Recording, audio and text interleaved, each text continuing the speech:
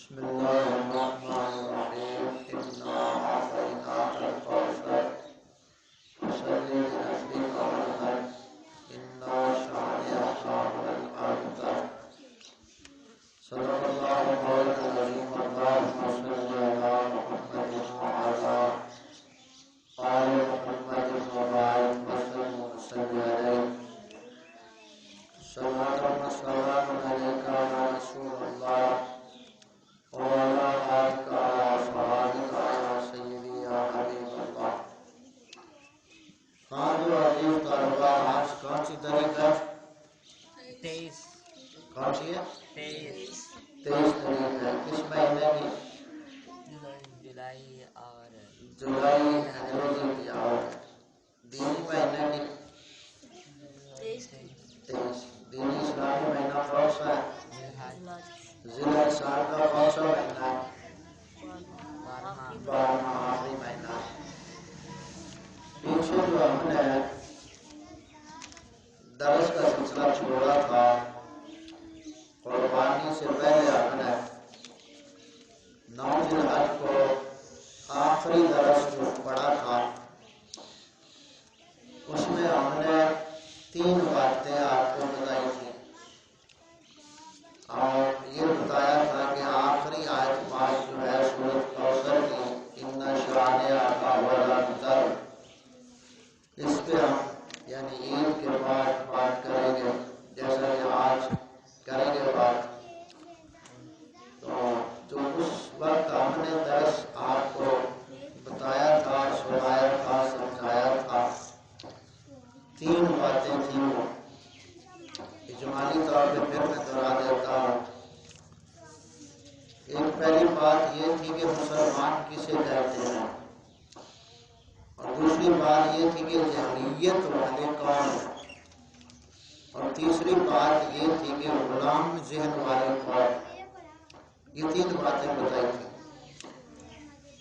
اور اس میں یہ بتایا تھا کہ مسلمان صحیح معنوں میں وہی مسلمان ہے جس کی 5 باتیں دین والی ہیں۔ اور اس میں سب سے پہلے کیا تھا؟ مسلمان کا نظام بھی قرآن کا ہے، تعلیم بھی قرآن کی ہے، معاشرت بھی قرآن کی ہو، معیشت بھی قرآن کی ہو، تہذیب بھی قرآن کی ہو۔ یعنی معاشرت معیشت ملے، تعلیم ملے، نظام ملے تو پھر یہ تہذیب اسلام کی بن جاتی ہے، اور یہ مسلمان کی تہذیب ہے۔ تو یہ کتنی چیزیں ہیں؟ بولو، کتنی چیزیں؟ 5۔ قرآن کا نظام، قرآن کی تعلیم، قرآن کی معیشت، قرآن کی معاشرت، یعنی معاشرت، معیشت، روزی کمانا، رہن سہن اور تعلیم اور نظام، یہ سارا جس کا اسلام کا ہو، اعتقادی طور پر جو مسلمان یہ سب مانتا ہے اور تقاضے کے وقت زبان سے اقرار کرتا ہے تو وہ مسلمان ہے صحیح معنوں میں۔ اگرچہ عمل میں کوتاہی ہے یا عملی زندگی میں دوری ہے، لیکن عقیدے کی حد تک، ماننے کی حد تک مسلمان کے لیے یہ ماننا ضروری ہے، تو یہ مسلمان ہے۔ اور جہلیت والا کون ہے؟ جہلیت والے وہ لوگ ہیں جن کا اپنا کوئی دین نہیں ہوتا، ان کا اپنا آباء و اجداد کا بنایا ہوا رسومات کا پلندہ ہوتا ہے جہلیت کا، وہ اس کو اپنا دین، تہذیب سب کچھ سمجھتے ہیں، تو وہ جہلیت والے ہیں۔ مسلمان کا تو سب کچھ دین اسلام ہے، نظام ہے، اور جہلیت والوں کا جو دین ہوتا ہے وہ اسلام نہیں ہوتا، ان کی اپنی جہلانہ قوانین اور رسم و رواج ہوتے ہیں جن کے وہ پابند ہوتے ہیں، جیسے مشرکین مکہ تھے، تو یہ جہلیت والے۔ اور تیسرے غلام ذہن ہوتے ہیں، یعنی غلام ذہن ان کا نہ اپنا کوئی دین ہوتا ہے نہ ہی اسلام ان کا دین ہوتا ہے، وہ صرف غلامی کی زندگی گزارتے ہیں، غلام پیدا ہوتے ہیں، غلام رہتے ہیں اور غلام ہی دنیا سے مر جاتے ہیں، جیسا کہ اکثریت میں آج کا مسلمان ذہنی غلامی میں گرفتار ہے۔ تو یہ باتیں ہم نے اس درس میں آپ کو بتائی تھی، اس لیے دہرائی گئی تاکہ پچھلا ربط قائم ہو جائے۔ اور اب ہم اگلی طرف بڑھتے ہیں۔ اِنَّ شَانِئَکَ هُوَ الْأَبْتَرُ۔ سورۃ الکوثر میں ہم نے اجمالی طور پر آپ کو 3 باتیں بتائی تھیں۔ کتنی؟ 3 باتیں۔ پہلی بات عظمت مصطفیٰ صلی اللہ علیہ وسلم، یعنی اِنَّا أَعْطَيْنَاكَ الْكَوْثَرَ۔ ہر خوبی، خیر کثیر، بھلائی، شان، عظمت، مقام، رفعت جو ہے اللہ تعالیٰ نے اپنے محبوب صلی اللہ علیہ وسلم کو عطا فرمائی۔ اور پھر اس کے آگے دوسری آیت مبارکہ تھی فَصَلِّ لِرَبِّكَ وَانْحَرْ، جس میں احکام قربانی اور نماز سے متعلقہ باتیں آ گئی۔ تو گویا دوسری آیت پاک میں عمل ہے، پہلی آیت پاک میں عظمت اور شان کو ماننا ہے، اور تیسری آیت پاک جو ہے جس کو آج ہم پڑھ رہے ہیں، اس میں پہلی دونوں باتوں کو بچانے کی شرط رکھی گئی ہے کہ جو یہ 2 باتیں اپنائے گا اور تیسری بات کو بھی ساتھ مانے گا، اپنائے گا، تب جا کر وہ مومن قرار پائے گا۔ اور تیسری آیت مبارکہ میں اللہ تعالیٰ نے جو نبی کریم صلی اللہ علیہ وآلہ وسلم کے دشمن ہیں، ان دشمنوں کا رد فرمایا اور ارشاد فرمایا اِنَّ شَانِئَکَ هُوَ الْأَبْتَرُ، بے شک جو آپ کا دشمن ہے وہ بے نام و نشان ہے، بے اصل ہے، بے نسل ہے، اس کی جڑ کٹی ہوئی ہے۔ تو ہم نے اب جو سمجھنا ہے اس تیسری آیت میں، جیسے ہم نے ایمان کی شرط اعظم پڑھی ہے نا، شرط اعظم جیسے پڑھی ہے، یعنی دشمنوں کا تعارف اور ان سے نفرت۔ تو نبی کریم صلی اللہ علیہ وآلہ وسلم کے جو دشمن ہیں وہ کون ہیں، ان کا تعارف ہم نے پڑھنا ہے یہ 6-7 دن قرآن پاک کے حوالے سے، تاکہ یہ سورہ کوثر کی تفسیر مکمل ہو جائے، اور پھر آگے انشاءاللہ تعالی ہم محرم الحرام کے حوالے سے سلسلے کو چلائیں گے۔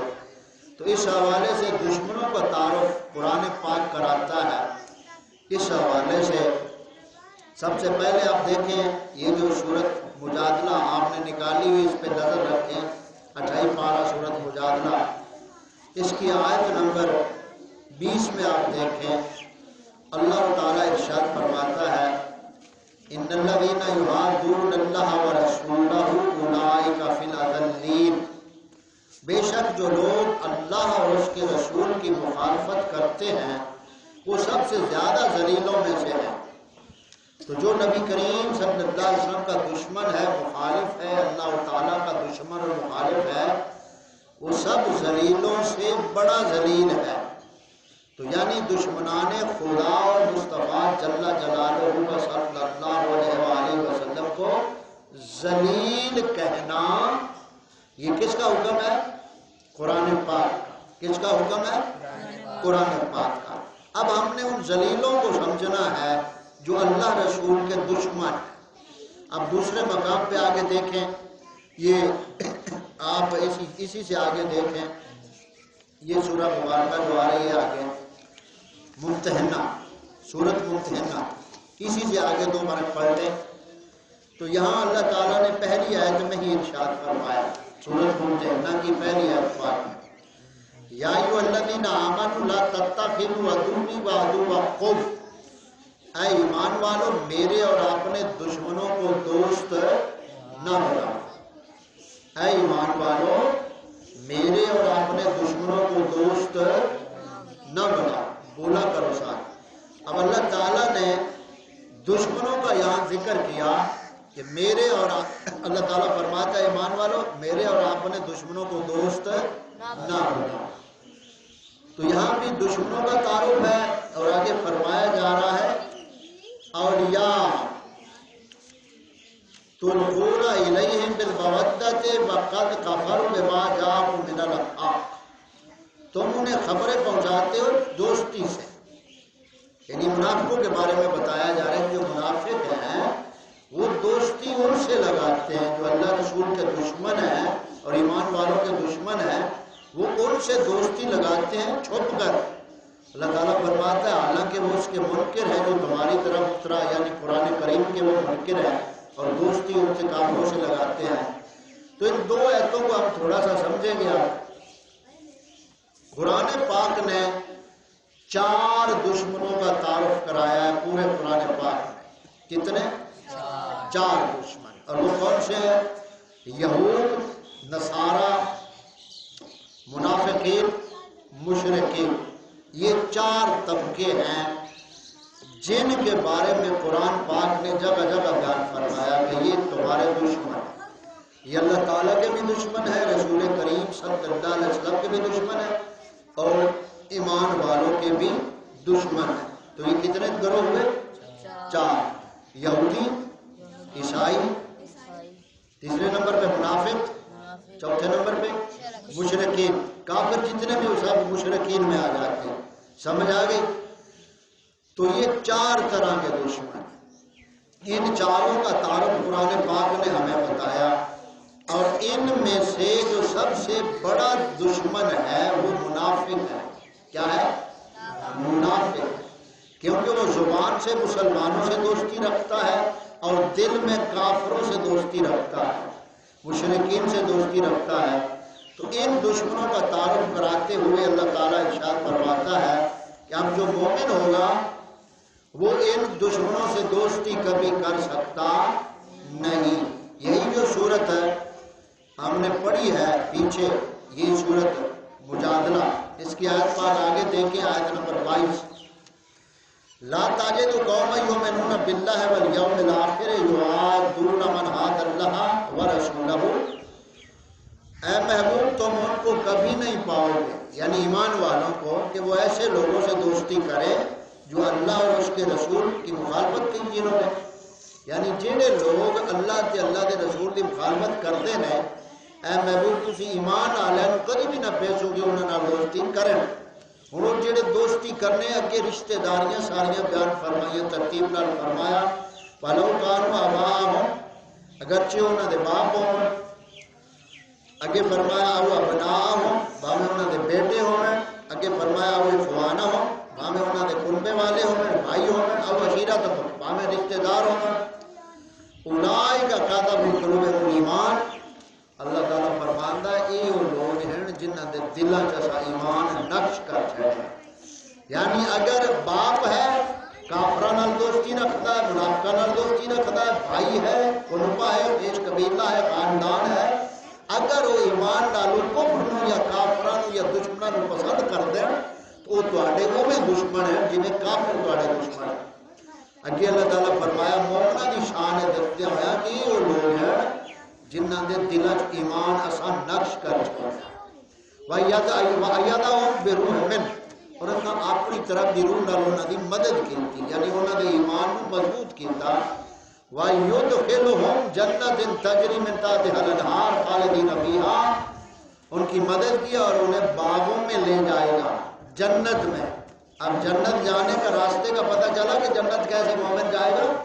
جب یہ دشمنوں سے رکھے گا تب وہ جائے گا جنت میں. اگر دشمنوں سے دوستی اس کی نہیں ہے پھر جنت میں جائے گا، اور اگر دوستوں سے ہی دشمنوں سے دوستی لگا لی تو پھر جنت نہیں، پھر جہنم ہے. اور آگے فرمایا اس میں ہمیشہ رہیں گے، یعنی جنت میں ہمیشہ رہیں گے جس کے نیچے نہریں بہتی ہیں. اور فرمایا اللہ ان سے راضی ہو گیا اور وہ اللہ سے راضی ہو گئے. اور آگے فرمایا اولئک حزب اللہ، یہ اللہ کی جماعت ہے. پتہ چلا اللہ کی جماعت کیسے بنتی ہے؟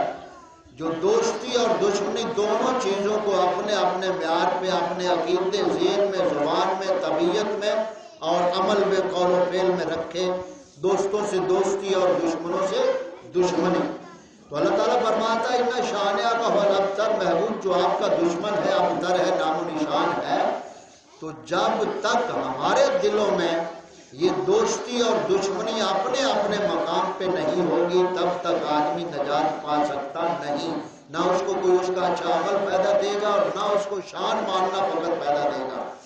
تو یہاں 2 باتیں ہم نے پڑھی اس حوالے سے، یہ دونوں آیتوں کے حوالے سے. تو یہ آیتیں بھی آپ کو ذہن میں رہنی چاہیے.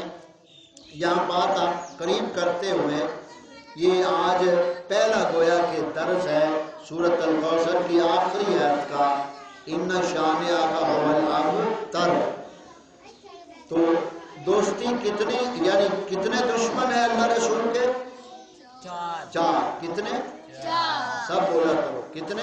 چار۔ پہلے کون ہے؟ یہودی، دوسرے نصارہ یعنی عیسائی، تیسرے منافقین، چوتھے مشرکین، اور جو کافر ہیں وہ مشرکین میں ہی سب آ جاتے ہیں۔ تو یہ چار طبقوں سے قرآن پاک نے بہت باز مباحثہ کیا ہے، اور ان چاروں کی عادتوں کو، ان کے فتنوں کو، ان کی دشمنیوں کو جگہ جگہ پہ قرآن پاک نے بیان فرمایا۔ اب دیکھیں دوسرے مقام پہ آپ جائیں تو سورۃ اعراف میں غالباً کہ بلم بہورا کا ذکر ہے، جو پہلے بہت ایک ولی تھا اور مستجاب الدعوات تھا، اس کی دعا قبول ہوتی تھی، اور بنی اسرائیل کے مقابلے میں وہ بد دعا کے لیے آیا تو قوم نے کہا کہ آپ موسیٰ علیہ السلام کے مقابلے میں بد دعا کریں، تو اس نے کہا کہ میری آخرت برباد ہو جائے گی، میں نبی کے مقابلے میں بد دعا کروں۔ تو آخر جو قوم تھی قیمتی قوم فرعون، اس نے موسیٰ علیہ السلام کے مقابلے میں اس بلم بہورا کو، بلام نام اس کا ہے، بلم بہورا لوگ کہتے ہیں، تو جو بلم بہورا تھا، جب اس نے کہا کہ میں نبی کے مخالف کیسے بد دعا کر سکتا، تب ان لوگوں نے عورتوں کا جال اس کے اوپر پھینکا اور وہ عورتوں کے فتنے میں آ گیا، اور بلام جو تھا بلم بہورا، اس نے عورتوں کے کہنے پہ موسیٰ علیہ السلام کے مد مقابل یعنی مخالف دعا کرنے کا جب ارادہ کیا، بد دعا کرنے کا، کہ یعنی موسیٰ علیہ السلام اور اس کی قوم بنی اسرائیل ہم قبطیوں پر یعنی فرعونیوں پر غلبہ نہ پائے، تو انہوں نے عورت کو پیش کیا بلم بہور کے سامنے۔ اب عورتوں کے فتنے کا وہ شکار ہو گیا جو بلام تھا، بلم بہور تھا۔ تو اب جب اس نے وہ بد دعا کرنے کا ارادہ کیا تو اللہ تعالیٰ نے اس کو ایسے پکڑا کہ اس کی جو زبان تھی وہ لٹک کر اس کے منہ سے اس کے سینے پہ آ گئی، زبان لٹک گئی، زبان سے باہر نکلے اور سینے پہ لٹک گئی، اور اس کی مثال بھونکتے کتے کی طرح بن گئی۔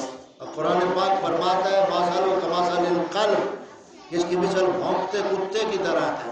تو جو نبیوں کی بارگاہ میں بھونکے، نبیوں کو بھونکے، اس کو قرآن پاک بھونکتا کتا فرماتا ہے۔ تو یہ دشمنوں کا تعارف قرآن پاک بیان کر رہا ہے۔ تو اسی طرح اور بھی کئی واقعات ہیں قرآن پاک میں جو تھوڑے تھوڑے ہم پڑھیں گے انشاءاللہ تعالی۔ تو آج کا ہم یہ درس ختم کرتے ہوئے ان شانئک هو الابتر، اس کا معنی کیا ہے؟ بے شک آپ کا دشمن ابتر ہے، بے نام و نشان ہے، بے اصل ہے، بے نسل ہے، جڑ کٹا ہے، اس کی اپنی ہی نسل ختم ہے۔ تو یہ اللہ تعالیٰ نے پیارے محبوب صلی اللہ علیہ وآلہ وسلم کی جہاں عظمت کا ذکر فرمایا، پھر آگے احکام کا ذکر فرمایا، قربانی کا، نماز کا، اور آخر پہ دشمنوں کی نقاب کشائی کی۔ تو کل انشاءاللہ تعالی ہم اگلے درس کے حوالے سے بات کریں گے۔ آج ہم نے سورۃ مجادلہ اور سورۃ ممتحنہ کی آیات سے یہ باتیں آپ کو بتائیں جو دشمن ہیں ان کی پہچان کے حوالے سے، اور یہ واضح طور پہ قرآن پاک نے سورۃ ممتحنہ کی پہلی آیت میں فرما دیا کہ اے ایمان والو، اپنے اور میرے دشمنوں کو دوست نہ بناؤ۔ اب جو دوست بنائے گا وہ ایمان سے جائے گا، یعنی جو دین کے دشمنوں کو دوست بنائے گا تو وہ اپنے دین سے جائے گا۔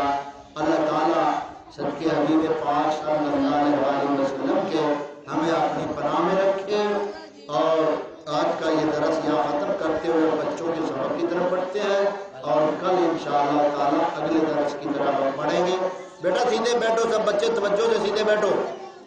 تو ان باتوں کو جو آپ کو بتائی جاتی ہیں، ان باتوں کو ذہن میں رکھا کرو، اور یہ جو آیات آپ کے سامنے اس لیے رکھی ہیں کہ آپ ترجمے والے قرآن پاک کو سامنے رکھیں، اور جب بتاتے ہیں تو روزے نشین باتیں آپ کے ذہن میں ہونی چاہیے۔ تو آج ہم نے جو چار دشمن ہیں اللہ تعالیٰ کے، رسول کریم صلی اللہ علیہ وسلم کے اور ایمان والوں کو، یہ چار دشمنوں کا تعارف قرآن پاک کے حوالے سے آپ نے پڑھا ہے. اور وہ چار دشمن کون سے ہیں؟ چار دشمن کون سے ہیں؟ یہود و نصارہ، مشرکین اور منافقین. تو کل انشاءاللہ تعالی اگلی بات کی طرف بڑھیں گے.